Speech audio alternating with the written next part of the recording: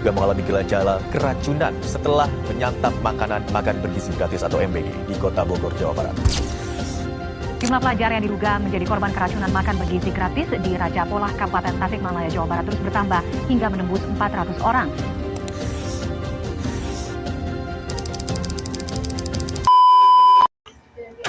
Assalamualaikum warahmatullahi wabarakatuh. Perkenalkan kami dari kelompok 6. Saya Agustia, saya Marwa, saya Darmawati, saya Nurfadilah. Dan di sini kami akan melakukan wawancara mengenai program makanan bergizi gratis atau MBG yang merupakan salah satu program pemerintah yang dijalankan saat ini. Nah, di sini kami akan mewawancarai seorang guru dan seorang ahli gizi untuk mengetahui pandangan mereka tentang program ini. Selamat menyaksikan.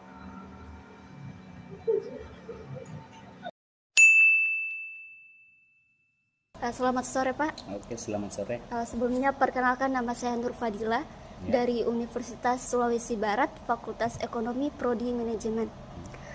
Izin Pak untuk terima kasih sebelumnya telah meluangkan waktunya, Pak. Ya, sama-sama. Izin untuk melakukan wawancara terkait kasus program dari makanan bergizi gratis dari yang dijalankan oleh pemerintah saat ini.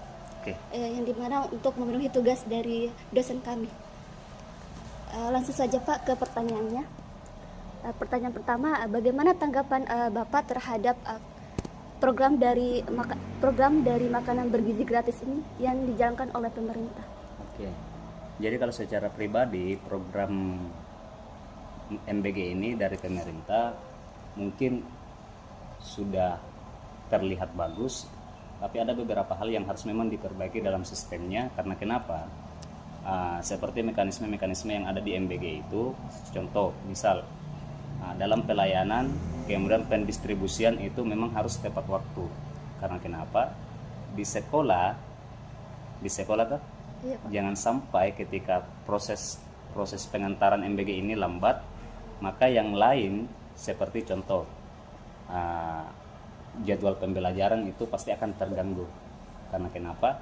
Ya lambat. Jadi sistemnya ini harus Sistemnya memang bukan harus dievaluasi kembali sistemnya. Baik. Jadi yang kedua Pak, menurut Bapak sejauh mana program ini dapat membantu meningkatkan kesehatan dan juga semangat belajarnya para siswa di sekolah? Nah, oke, kalau berbicara masalah tingkat kesehatan, perlu diketahui lagi dulu bagaimana pengaturan menu dalam setiap dapur yang ada di MBG. Apakah pengaturan menu ini memang betul diawasi oleh ahli gizi, kemudian yang ada di dapur apakah betul-betul profesional atau tidak. Nah kan kalau tidak, berarti harus ada evaluasi lagi. Nah setelah ada evaluasi, kemudian diperbaiki dari sistemnya ini, mulai dari siapa yang di dapur, bagaimana pengalaman orang yang mengelola makanan di dapur, kemudian siapa yang akan mengawasi setiap yang ada di dapur. Karena kenapa? Kalau masalah makanan ini asal jadi otomatis hanya menggugurkan sebuah kewajiban. Nah, makanya selalu itu tadi tujuan utama itu adalah evaluasi dari semua sistem atau kebijakan yang ada di pemerintah.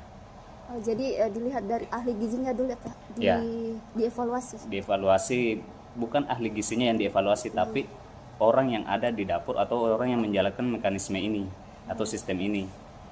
Jadi selalu ada pemantauan dari ahli gizi. Kalau bisa misalkan, okelah minimal dalam 1 minggu ada evaluasi dari ahli gizi tiap ke dapur-dapur yang ditugaskan untuk MBG. Baik Pak. Selanjutnya, apakah program MBG ini sudah diterapkan di sekolah ini? Dan bagaimana pelaksanaannya? Apakah sudah berjalan lancar atau masih ada yang perlu diperbaiki? Nah, kalau berbicara masalah program MBG yang ada di sekolah ini, jadi program MBG ini sudah berlangsung kurang lebih sekitar 2 bulan. Nah, jadi sudah berlangsung selama 2 bulan, dan apa yang perlu diperbaiki itu tadi yang saya katakan, bahwa mekanisme atau sistemnya. Nah, karena kenapa? Sering terlambat datang. Contoh, mobil untuk pengantaran MBG itu datang terlambat. Akhirnya pembelajaran yang seharusnya tepat waktu itu tidak tepat waktu. Bahkan terkadang ada beberapa mata pelajaran atau guru yang bersangkutan tidak masuk karena MBG ini. Baik Pak, jadi dengan ada tidak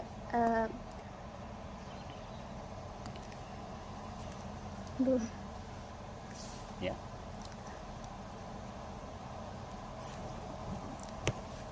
Oke. ada tidak keluhan dari siswa mengenai makanan bergizi ini? Oke. Kalau berbicara masalah keluhan peserta didik tentang MBG ini cukup bervariatif nah. Karena kenapa? Kita tahu selera tiap siswa, apalagi Gen-Z. Iya. Nah kan selera Gen-Z itu kan bermacam-macam. Nah kemudian kembali lagi berbicara masalah selera, ada yang memang anak-anak yang tidak bisa makan daging, otomatis MBG yang menunya ada daging, kayak misalkan daging ayam, justru itu tidak bisa dimakan oleh anak ini. Akhirnya bagian dari MBG-nya atau makanannya ini diberikan sama temannya. Makanya butuh yang namanya juga tiap masukan-masukan yang dari siswa, masyarakat ataupun pihak guru harus diterima baik oleh MBG. Karena kenapa? Kan MBG ini kan untuk siswa. Nah, kalau misalkan ada siswa yang tidak bisa makan daging, harus makan ikan, nah kan itu kan harus juga menjadi tahap evaluasi. Kemudian terkadang ada juga beberapa siswa yang beranggapan bahwa makanannya tidak enak. Oke, kita berbicara tidak enaknya karena itu lagi tergantung selera si siswa ini. Memang ada yang tidak enak menurut siswa. Baik, Pak. Pertanyaan selanjutnya, di belakangan ini sempat muncul adanya kasus keracunan makanan yang salah satu sekolah yang menerima program MBG juga, tepatnya itu di Bandung Barat. Ya. Ada juga di kota-kota lainnya. Nah, bagaimana pendapat Bapak tentang kasus tersebut dan langkah yang baik untuk dilakukan agar kasus itu tidak terulang kembali? Oke. Nah, kalau masalah keracunan yang ada di beberapa daerah tentang MBG ini, nah kalau kita melihat dari pendapat para pemangku jabatan yang ada di pusat, itu mengatakan bahwa itu alergi. Nah kan tidak mungkin alergi secara berjamaah, kan tidak ada itu namanya alergi yang berjamaah, yang adanya cuma keracunan. Oke, kalau berbicara masalah keracunan, nah kita cari tahu dulu bagaimana prosesnya tadi di dapur. Nah kalau prosesnya di dapur asal-asalan, pasti makanan jadinya juga asal-asalan. Akhirnya apa yang terjadi? Bakalan ada yang akan keracunan terhadap makanan yang disajikan oleh pihak MBG ini. Makanya dari itu kalau bisa, lagi-lagi itu kita berbicara masalah evaluasi. Nah, evaluasi ini melibatkan semua ahli gizi yang ada di daerah untuk bisa menjangkau semua di dapur-dapur MBG yang ada di daerah. Nah, harusnya pemerintah bekerja sama dengan ahli gizi. Contoh, BGN. Nah, BGN diisi oleh siapa sekarang?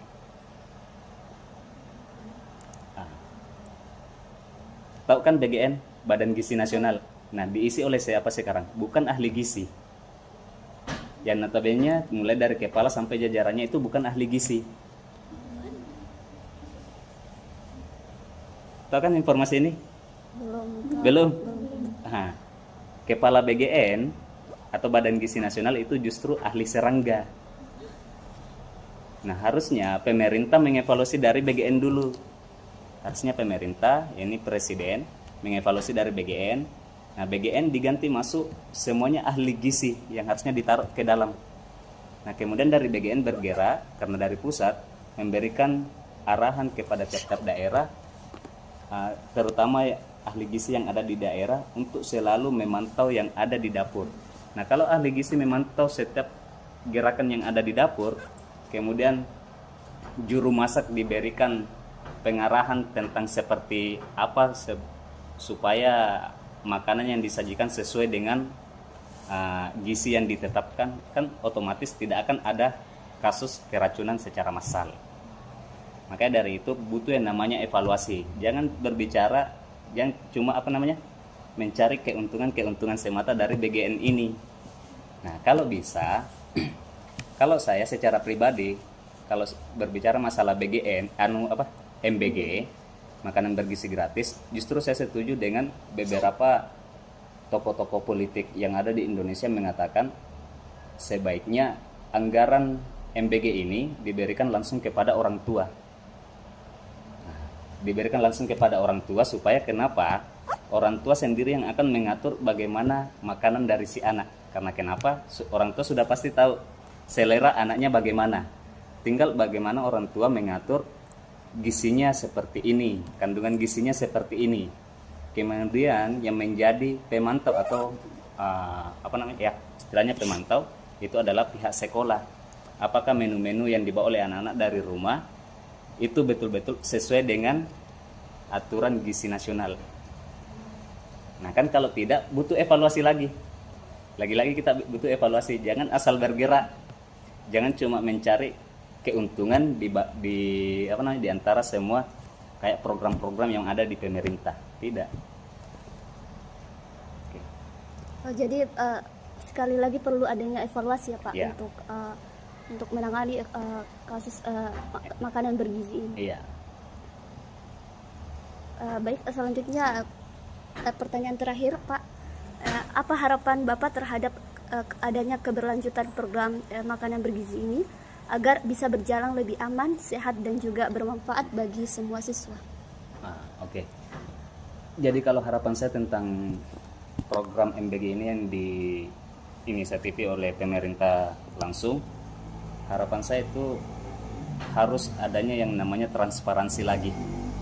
Harus adanya transparansi terutama dalam segi anggaran, transparansi. Bukan cuma misalkan per porsi anak cuma dapat 15.000 seumpama. Cuma harus kita ketahui apakah betul-betul porsi ini 15.000 atau tidak.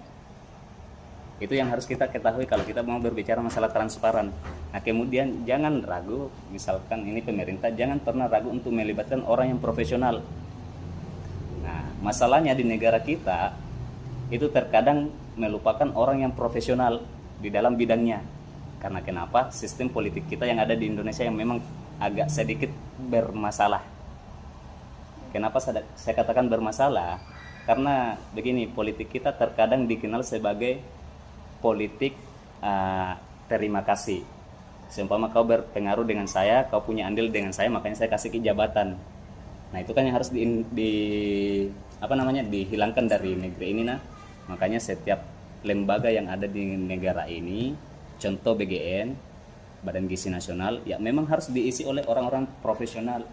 Orang-orang yang betul-betul ahli dalam gizi, bukan yang kayak contoh misal karena punya andil dalam hidupnya terus dikasih jabatan, tidak. Karena saya rasa Indonesia itu punya berjuta-juta orang-orang hebat, bahkan untuk hal sekecil bukan sekecil sih, bukan untuk bahkan hal seperti ini dalam MBG pasti ada orang yang profesional yang bisa mengaturnya. Jadi tidak asal-asalan. Jadi saya harap ke depannya nanti kalau misalkan MBG ini berlanjut dari pemerintah, saya harap pemerintah bisa mengevaluasi kembali misalkan dalam 1 tahun bagaimana proses pengaplikasian dari MBG ini. Saya harap ada evaluasi dari pemerintah secara langsung, kemudian mendengar apa saran dari masyarakat, terutama yang memang betul-betul ahli di dalamnya.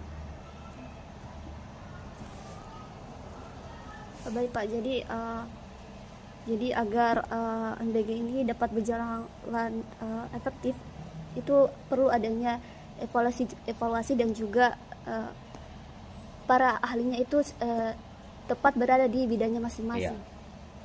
Baik Pak, terima kasih atas waktunya yang telah diberikan. Oke, sama-sama. Masih ada?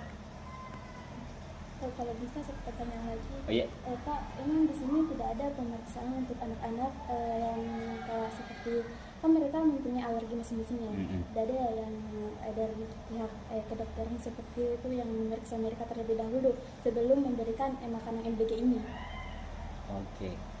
Jadi kalau masalah itu sebenarnya kalau saya secara pribadi di sini mengajar hanya datang 3 kali seminggu. Nah, 3 kali seminggu, Senin, Rabu, Jumat. Nah, Selasanya kan saya tidak di sini. Kemudian kalau misalkan itu saya juga kurang tahu apakah ada atau tidak ada. Tapi yang jelas saya selalu tekankan ke anak-anak ketika saya memang diberikan tugas untuk MBG ini, saya selalu tekankan kepada anak, tolong periksa baik-baik makanannya. Periksa baik-baik makanannya, karena kenapa? Jangan sampai ada sesuatu yang memang tidak bisa menerima kondisi tubuh kita, otomatis jangan dimakan. Kalau memang kondisi tubuh kita tidak siap menerima makanan ini.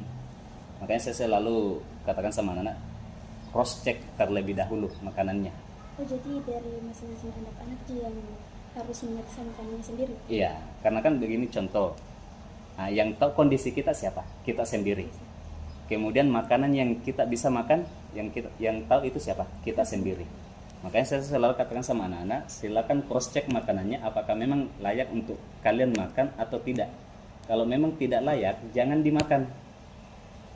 Kalau memang layak, oke, silakan.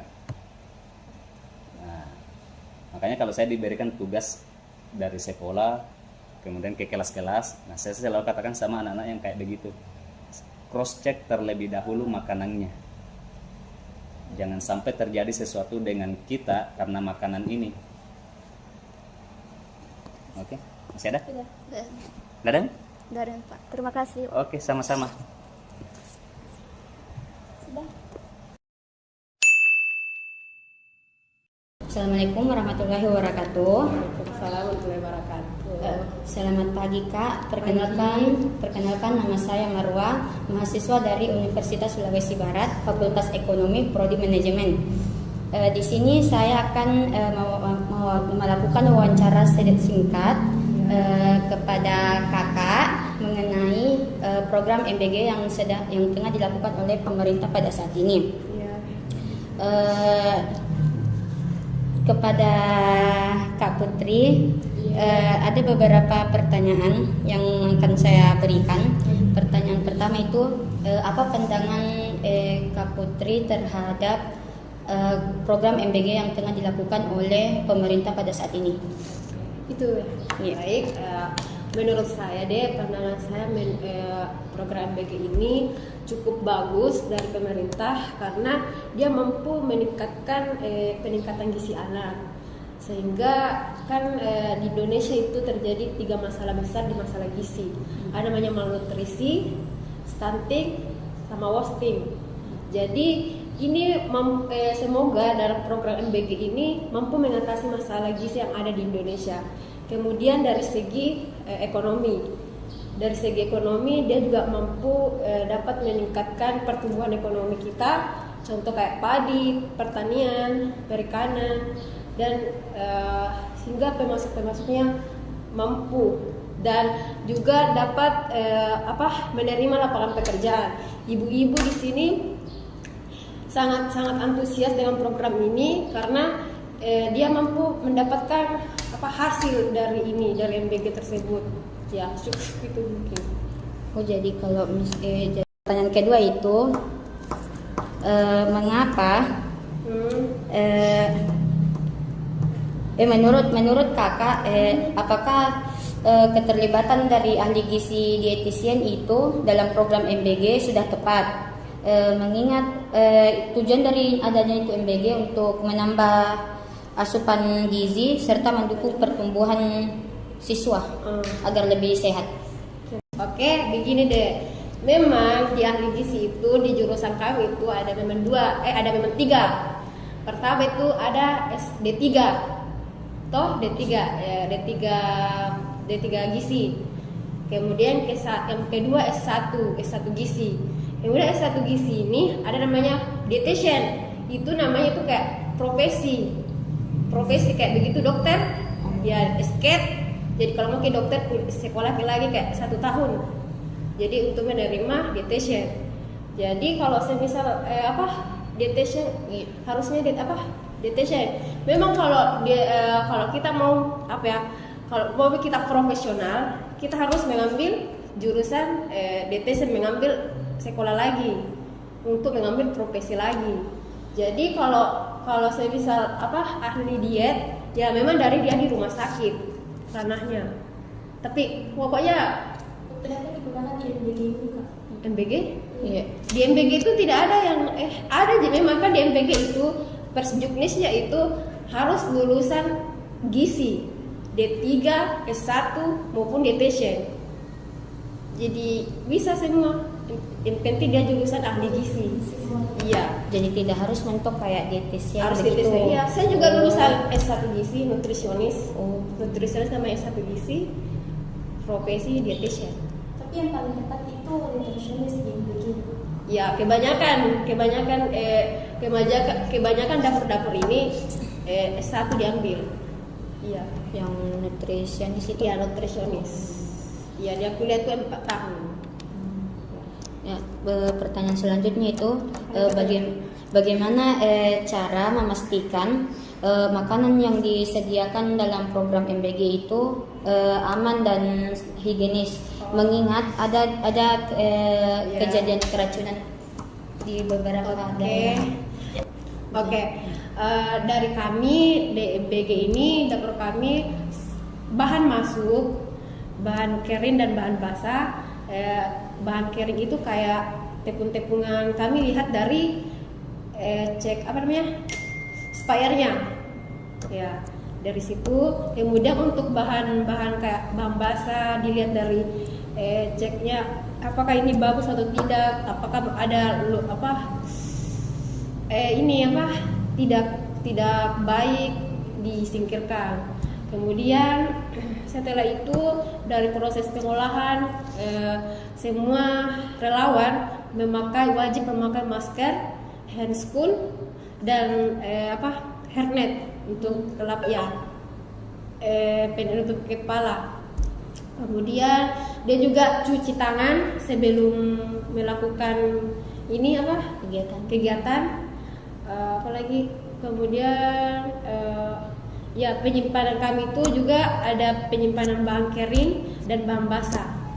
Jadi tidak disatukan, ada pembatasnya. Ya, kemudian apa lagi ya? Kemudian saya juga setiap hari menyimpan sampel itu sampel bahan ompreng yang contoh menu ini saya simpan di kulkas untuk jaga-jaga. Kemudian dicek nanti ya misalnya semoga tidak. Ya, itu. Kalau itu yang tentang kasus keracunan kemarin Kak, itu apa itu? Yang kasus keracunan itu yang MBG yang kemarin mana itu? Yang di sekolah-sekolah tidak ada. Ya mungkin ini kurang saya juga tidak tahu, mungkin apakah dari kadaluarsanya tidak dicari bahan-bahannya atau bahan ininya bahan basahnya, contoh kayak ayam, apakah kan dilihat juga ya apakah berbau atau tidak, dilihat itu kapan dia dipotong, bisa juga dari situ. Tapi ya banyak faktor. Kebanyakan kemarin bilang gara-gara alergi ya, Kak. Oh iya, bisa jadi. Pertanyaan selanjutnya Kak, apa tantangan terbesar dalam menjaga kualitas gizi dan keamanan makanan dalam MBG? Apa tantanganku? Iya, tantangan terbesar. Tantangan terbesar itu kan sebenarnya saya sendiri di sini yang ahli gizi. Di rumah sakit, puskesmas banyak ahli gizi di sana. Dia contoh kayak rumah sakit, paling kan 10 orang di sana ahli gizi. Dan pasiennya itu tak 100 saja paling banyak, 150. Dan saya ahli gizi akan menghadapi 3.000 porsi. Wah, itu tantangan saya itu. Baru sendiri lagi. Wah, jadi ya itu sih tantangan saya menghadapi dengan sendirinya. Tapi ya semoga mudah-mudahan ibu-ibu di sini pun kalau dibilangi ya bisa mengerti ya. Selanjutnya itu menurut Kakak bagaimana sebaiknya evaluasi atau pengawasan dilakukan agar program ini benar-benar memberikan manfaat kesehatan jangka panjang bagi siswa? Dari evaluasinya evaluasinya ya itu ditambah ahli gizinya ya 1 atau 2 orang lah supaya enak, supaya kita ada kewalahan, jujur kewalahan kalau sendiri betul, apalagi menghadapi ibu-ibu. Iya deh. Kemudian apa lagi? lagi nih. Tapi ya bagus sih semuanya di program. Kalau apa ya, semoga tidak terjadi ini lagi apa kasus-kasus KLB amit-amit gitu Ji. Sudah Ya itu Ji, semoga di Bajiri ini tidak ada kasus ini. Amin. Semoga anak-anak bangsa dapat tumbuh cerdas yang seperti yang diharapkan Pak Presiden. Ya itu Ji dari saya. Oke, kasih Kak. Oke. Terima kasih atas jawabannya Kak. Semoga dapat menambah wawasan kami. Iya. Terima kasih Dek.